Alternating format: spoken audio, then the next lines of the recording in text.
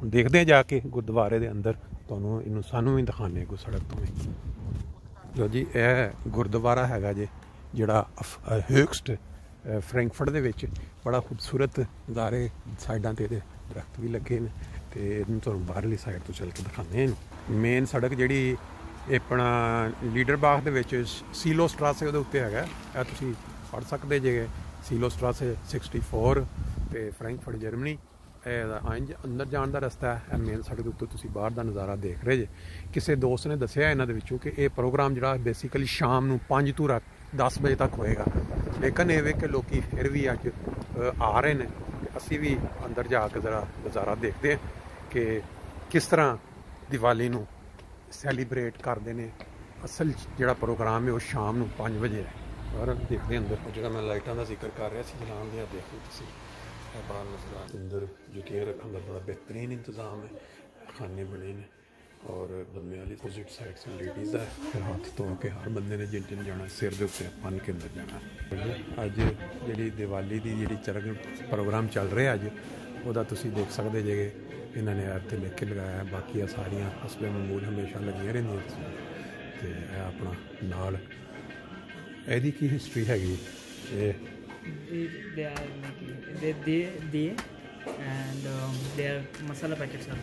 तो पंजाबी नहीं बोलते? पंजाबी नहीं, हिंदी बोल सकते। अच्छा हिंदी में बता दें ये क्या है इसकी हिस्ट्री? मसाला पैकेट से यार दिए है। अच्छा यहाँ पे सिर्फ प्रमोशन कर रहे हैं। प्रमोशन कर रहे हैं, ठीक है। अच्छा अच्छा अच्छा अच्छा ठीक है। अच्छा अच्छा, लेकिन ये इसके अंदर क्या है, ये क्या चीज़ है? ये दिए है, दिया सो दिवाली के लिए समझ है, ठीक। चलो सही, ओके ओके। जिस तरह ਸਾਰੇ ਮਜ਼ਹਬਾਂ ਦੇ ਵਿੱਚ ਜਿਹੜਾ ਉਹਨਾਂ ਦੀ ਇਬਾਦਤਗਾਹ ਹੁੰਦੀ ਉਹਨੂੰ ਸਾਫ਼ ਸੁਥਰਾ ਰੱਖਣ ਦੀ ਕੋਸ਼ਿਸ਼ ਕੀਤੀ ਜਾਂਦੀ, ਇਸੇ ਤਰ੍ਹਾਂ ਹੀ ਅੱਜ ਇੱਥੇ ਤੁਸੀਂ ਦੇਖ ਸਕਦੇ ਹੋ ਕਿ ਦੀਵਾਲੀ ਦੇ ਦਿਨ ਉਹਨਾਂ ਨੇ, ਬਲਕਿ ਆਮ ਦਿਨਾਂ 'ਚ ਜਦੋਂ ਵੀ ਆਓ ਬਿਲਕੁਲ ਸਾਫ਼ ਸੁਥਰੀ ਮਿਲਦੀ ਹੈ। ਲੋਕ ਇੱਥੇ ਇਬਾਦਤ ਵਾਸਤੇ ਆਏ ਨੇ ਸਾਰੇ ਇੱਥੇ। ਆ ਦੇਖੋ ਤੁਸੀਂ ਸ਼ਾਮ ਨੂੰ ਮੇਰਾ ਇੱਥੇ ਰੌਣਕ ਜਿਹੜੀ ਵੱਧ ਜਾਏਗੀ ਕਾਫੀ ਜ਼ਿਆਦਾ। ਇਹ ਦੇਖੋ ਤੁਸੀਂ ਇਹ ਸਾਰਾ ਸਿਸਟਮ ਜਿਹੜੇ ਨੇ ਇਬਾਦਤ ਦਾ ਸਿੱਖਾਂ ਦੇ ਵਿੱਚ, ਇੱਕ ਸਾਈਡ 'ਤੇ ਔਰਤਾਂ, ਇੱਕ ਸਾਈਡ 'ਤੇ ਬੰਦੇ, ਸਾਰੇ ਇਹਨਾਂ ਦਾ ਗੀਤ ਜਿਹੜੇ ਨੇ ਉਹ ਇਬਾਦਤ ਦੇ ਜਿਹੜੇ ਗੀਤ ਨੇ ਇਸ ਮੁਤਾਬਕ ਚੱਲ ਰਹੇ ਨੇ। ਬਾਕੀ ਥੱਲੇ ਜਾ ਕੇ ਕਿਚਨ ਦਾ ਤੁਹਾਨੂੰ ਦਿਖਾਉਂਦੇ ਜੀ। ਦੀਵਾਲੀ ਦਾ ਵੀ ਇੱਕ ਹਿੱਸਾ ਹੈਗਾ ਜੇ, ਇਹ ਜਿਹੜੇ ਦੋਸਤ ਬੈਠੇ ਨੇ ਇਹ ਪ੍ਰਸਾਦ ਦੇ ਰਹੇ ਨੇ, ਜਿਹੜੇ ਇਬਾਦਤ ਵਾਸਤੇ ਲੋਕ ਆ ਰਹੇ ਨੇ ਉਹਨਾਂ ਨੂੰ ਇੱਥੇ ਇਹ ਪ੍ਰਸਾਦ ਲੈਂਦੇ, ਜਿਵੇਂ ਕਿ ਦੀਵਾਲੀ ਦੇਖੋ ਜੀ। ਇਹ ਉਹ ਜਿਸ ਇਹ ਇੱਕ ਹਿੱਸਾ ਹੈਗਾ ਇਬਾਦਤ ਦਾ ਵੀ, ਇਹ ਇੱਕ ਇਹਨੂੰ ਬਰਕਤ ਸਮਝਿਆ ਜਾਂਦਾ ਜਿਹੜੀ ਪ੍ਰਸਾਦ ਨੇ, ਪ੍ਰਸਾਦ ਮਤਲਬ ਠੀਕ ਆ ਜੀ। ਦੱਸਦੇ ਹੈ ਕਿ ਅਸੀਂ ਨਾਰਮਲ ਹਰ ਸੰਡੇ ਨੂੰ ਆ ਕੇ ਇੱਥੇ ਸੇਵਾ ਕਰੀਦੀ ਹੈ, ਲੇਕਿਨ ਅੱਜ ਉਹਨਾਂ ਨੇ ਦੀਵਾਲੀ ਕਰਕੇ ਐਕਸਟਰਾ ਛੁੱਟੀ ਲਈ ਹੈ ਅੱਜ ਸਿਰਫ ਸੇਵਾ ਕਰਨ ਵਾਸਤੇ। ਇਹ ਕੋਈ ਇਹਨਾਂ ਦੀ ਲਾਜ਼ਮੀ ਡਿਊਟੀ ਨਹੀਂ, ਲੇਕਿਨ ਉਹ ਆਪਣੀ ਮਰਜ਼ੀ ਦੇ ਨਾਲ ਉਹ ਆਪਣੀ ਸਿਰਫ ਖਿਦਮਤ ਵਾਸਤੇ ਜਿਹੜਾ ਨਾ, ਹੁਣ ਦੇਖੋ ਇਹ ਇਹਨਾਂ ਦਾ ਜਿਹੜਾ ਬੰਦਾ ਹੁੰਦਾ ਉਹ ਫਿਰ ਲੈ ਕੇ। ਸਿੱਖ ਧਰਮ ਦੇ ਵਿੱਚ ਪੂਰੀ ਦੁਨੀਆ ਦੇ ਵਿੱਚ ਸਾਰੇ ਲੋਕ ਜਾਣਦੇ ਕਿ ਜਿੱਥੇ ਜਿੱਥੇ ਵੀ ਗੁਰਦੁਆਰਾ ਹੈ ਉਹਦੇ ਨਾਲ ਇੱਕ ਲੰਗਰ ਚੱਲਦਾ 24 ਘੰਟੇ। ਜਦੋਂ ਵੀ ਕੋਈ ਬੰਦਾ ਗੁਰਦੁਆਰੇ ਆ ਜਾਏ, ਜਿਸ ਟਾਈਮ ਵੀ ਆ ਜਾਏ, ਤਾਂ ਉਹਨੂੰ ਖਾਣਾ ਮਿਲਦਾ। ਅਤੇ ਇਸੇ ਤਰ੍ਹਾਂ ਹੀ ਮੁਖਤਲਿਫ ਤਨਜ਼ੀਮਾਂ ਨੂੰ ਖਾਣਾ ਬਣਾ ਕੇ ਇੰਗਲੈਂਡ 'ਚ ਵੀ ਦੇਖਿਆ ਤੁਸੀਂ। ਇਹ ਉਹ ਕਿਚਨ ਜੇ ਜਿਹੜਾ ਲੰਗਰ ਦਾ ਇੱਥੇ ਫਰੈਂਕਫਰਟ ਜਰਮਨੀ ਦੇ ਵਿੱਚ ਗੁਰਦੁਆਰਾ, ਉਹਦੇ ਵਿੱਚ ਇੱਥੇ ਇਸ ਦੇ ਵਿੱਚ ਤੁਸੀਂ ਇੱਕ ਚੀਜ਼ ਦੱਸ ਸਕਦੇ ਹੋ ਕਿ ਇਹ ਜਿੰਨੇ ਇੱਥੇ ਕੰਮ ਕਰਦੇ ਇਹ ਸਾਰੇ ਆਪਣਾ ਪ੍ਰਾਈਵੇਟਲੀ ਕਰਦੇ ਨੇ, ਬਗੈਰ ਫ੍ਰੀ ਕਰਦੇ, ਔਰ ਇਹ ਆਪਣਾ ਤੁਸੀਂ ਦਿਨ ਮੁਕਰਰ ਲਿਖਵਾ ਦਿੰਦੇ ਜੀ, ਮੈਂ ਫਲਾਣੇ ਦਿਨ ਆਵਾਂਗਾ, ਮੈਂ ਫਲਾਣੇ ਦਿਨ ਆਵਾਂਗਾ। ਹਰ ਬੰਦਾ ਜਿਹੜਾ ਆ ਕੇ ਟਾਈਮ ਦਿੰਦਾ ਇੱਥੇ। ਅੱਜ ਸਪੈਸ਼ਲ ਦੀਵਾਲੀ ਹੈ ਨਾ, ਹਾਂਜੀ। ਅਤੇ ਲਾਜ਼ਮਲ ਜਿਹੜੇ ਦਿਨਾਂ ਦੇ ਵਿੱਚ ਹੁਣ ਜਿਹੜਾ ਇੱਕ ਬੰਦਾ ਉਹ ਆਉਂਦਾ, ਉਹਨੂੰ ਉਹ ਸਿੱਖਿਆ, ਉਹਨੇ ਬਣਾਉਂਦਾ ਖਾਣਾ ਉਹਦਾ। ਹਾਂ ਲੋਕ ਸਾਰੇ ਜਾਣਦੇ ਰੈਸਟੋਰੈਂਟ 'ਚ ਲੱਗੇ ਹੁੰਦੇ। ਅੱਛਾ, ਉਹ ਹੀ ਆ ਕੇ ਇੱਥੇ ਟਾਈਮ ਦਿੰਦੇ ਨੇ। ਸਪੈਸ਼ਲੀ ਤੌਰ 'ਤੇ ਮੈਂ ਇੱਥੇ ਕੰਮ ਕਰਦਾ। ਅੱਛਾ, ਤੁਸੀਂ ਸਪੈਸ਼ਲ ਡੇਲੀ ਹੁੰਦੇ ਹੋ? ਤੁਸੀਂ ਡੇਲੀ ਹੁੰਦੇ ਹੋ, ਠੀਕ ਹੈ।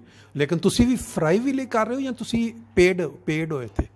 ਪੇਡ, ਠੀਕ ਹੈ। ਕਿਉਂਕਿ ਉਹ ਇੱਕ ਬੰਦਾ ਤਾਂ ਹੋਣਾ ਚਾਹੀਦਾ ਨਾ ਜ਼ਿੰਮੇਵਾਰ, ਅਤੇ ਤੁਹਾਡੇ ਨਾਲ ਜਿਹੜੇ ਆ ਕੇ ਇੱਥੇ ਮਦਦ ਕਰਦੇ ਨੇ ਉਹ ਇੰਝ ਹੀ ਆਉਂਦੇ ਨੇ, ਉਹ ਠੀਕ ਹੈ।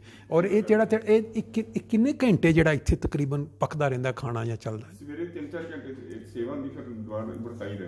ਅੱਛਾ ਅੱਛਾ, 3-4 ਐਵਰੀ ਟਾਈਮ ਲੋਕ ਆਉਂਦੇ ਰਹਿੰਦੇ। ਮਤਲਬ ਜਿਸ ਟਾਈਮ ਵੀ ਕੋਈ ਬੰਦਾ ਆ ਜਾਏ ਉਹਨੂੰ ਖਾਣਾ ਮਿਲਦਾ, ਇਹ ਨਹੀਂ ਕਿ ਵੀ ਰਾਤ ਦੇ 12 ਵਜੇ। ਅਤੇ ਉਹ ਫਿਰ ਇੱਥੇ ਬੰਦਾ ਮੌਜੂਦ ਹੁੰਦਾ ਡਿਊਟੀ 'ਤੇ? ਬਿਲਕੁਲ ਮੌਜੂਦ ਹੈ। ਬਾਹਰ ਨੰਬਰ ਲਿਖਿਆ ਹੈ ਗੁਰਦੁਆਰੇ ਦਾ। ਅੱਛਾ, ਕਾਲ ਕਰ ਦਿੰਦਾ, ਠੀਕ। ਕਿਸੇ ਨੂੰ ਤੇ ਆ ਸਕਦਾ। ਅੱਛਾ। ਔਰ ਤੁਹਾਡੇ ਖਾਣੇ ਦਾ ਜਿਹੜਾ ਡੇਲੀ ਬਣਦਾ ਖਾਣਾ, ਉਹਦੀ ਇੱਕ ਲਿਸਟ ਬਣਦੀ ਪਹਿਲਾਂ ਕਿ ਇਹ ਦਿਨ ਬਣੇਗਾ, ਇਸ ਦਿਨ ਇਹ ਰਾਤ ਡਿਸਾਈਡ ਹੋ ਜਾਂਦੇ। ਅੱਛਾ ਖੁਦ ਹੀ ਡਿਸਾਈਡ ਕਰਦੇ ਸਵੇਰੇ ਇਹ ਬਣੇਗਾ। ਤੇ ਤੁਹਾਡਾ ਡੇਲੀ ਤਕਰੀਬਨ ਕਿੰਨੇ ਬੰਦੇ ਆ ਕੇ ਖਾਣਾ ਖਾਂਦੇ ਆ ਜਿਹੜਾ ਹੁਣ ਤੁਸੀਂ 100 ਅਰਾਊਂਡ 100 ਉਦੋਂ ਸ਼ਨੀ ਐਤਵਾਰ ਜ਼ਿਆਦਾ ਅੱਛਾ ਅੱਛਾ ਹਫਤਾ ਇਤਵਾਰ ਜ਼ਿਆਦਾ ਹੁੰਦੇ ਨੇ ਬਾਕੀ ਜਿਹੜੇ ਅੱਜ ਤੁਸੀਂ ਕਿੰਨੇ ਕੁ ਬੰਦੇ ਐਕਸਪੈਕਟ ਕਰ ਰਹੇ ਜੇ ਅੱਜ 500-600 ਜਿਹੜਾ ਸ਼ਾਮ ਨੂੰ 5-6 ਜਰਮਨੀ ਪੂਰੇ ਚ ਆਉਣਗੇ ਸਵੇਰ ਲੈ ਕੇ ਸ਼ਾਮ ਤੱਕ ਠੀਕ ਲਗਭਗ 600 ਪਲੱਸ ਹੀ ਹੈ। ਅੱਛਾ ਅੱਛਾ ਇਹ ਤੁਹਾਨੂੰ ਯਾਦ ਹੈ ਗੁਰਦੁਆਰਾ ਕਿਹੜੇ ਸੰਨ ਚ ਬਣਿਆ ਸੀਗਾ ਇਹ ਅੱਛਾ ਤੁਸੀਂ 4 ਸਾਲ ਹੋਏ ਜੀ ਚਲੋ ਠੀਕ ਹੈ ਚਲੋ ਜੀ ਇਹ ਅਸੀਂ ਦੇਖ ਲਿਆ ਕਿਚਨ ਇੱਥੇ ਹੁਣੇ ਕੰਮ ਚੱਲ ਪਏਗਾ ਕਿਉਂਕਿ ਸ਼ਾਮ ਨੂੰ ਇੱਥੇ ਉਹ ਦੀਵਾਲੀ ਦਾ ਜਿਹੜਾ ਫੰਕਸ਼ਨ ਹੈ ਬਾਕੀ ਦੇਖਦੇ ਹਾਂ ਬਾਹਰ ਜਿਹੜੇ ਮਹਿਮਾਨ ਆ ਕੇ ਖਾ ਰਹੇ ਨੇ ਉਹਨਾਂ ਦੀ ਸੇਵਾ ਹੋ ਰਹੀ ਹੈ। ਤੁਸੀਂ ਦੇਖ ਸਕਦੇ ਕਿ ਇਸ ਤਰ੍ਹਾਂ ਇੱਥੇ ਜਿਹੜੇ ਨੇ ਮਹਿਮਾਨ ਜਿਹੜੇ ਵੀ ਆਉਂਦੇ ਨੇ ਬੈਠ ਕੇ ਔਰਤਾਂ ਦੇ ਇਹ ਸਾਰੀਆਂ ਦਰੀਆਂ ਲੱਗੀਆਂ ਤੇ ਉਹਦੇ ਉੱਤੇ ਬੈਠ ਕੇ ਫਿਰ ਜਿਹੜਾ ਬੰਦਾ ਥੱਲੇ ਨਹੀਂ ਬੈਠ ਸਕਦਾ ਉਹ ਇੱਧਰ ਆ ਕੇ ਇਹਦੇ ਉੱਤੇ ਬੈਠ ਕੇ ਉਹਨੂੰ ਟੇਬਲ ਦੇ ਉੱਤੇ ਨਾਰਮਲ ਇਹਦੇ ਵਿੱਚ ਧਰਮਚੇ ਵੇ ਕੇ ਥੱਲੇ ਚੌਂਕੜੀ ਮਾਰ ਕੇ ਜਿਸ ਤਰ੍ਹਾਂ ਬੈਠੇ ਆ ਉਹਨਾਂ ਨੂੰ ਫਿਰ ਇੱਕ ਬੰਦੇ ਦੀ ਡਿਊਟੀ ਲੱਗੀ ਉਹ ਪਲੇਟ ਦੇ ਵਿੱਚ ਲਿਆ ਕੇ ਤੇ ਖਾਣਾ ਉਹਨਾਂ ਨੂੰ ਦਿੰਦਾ।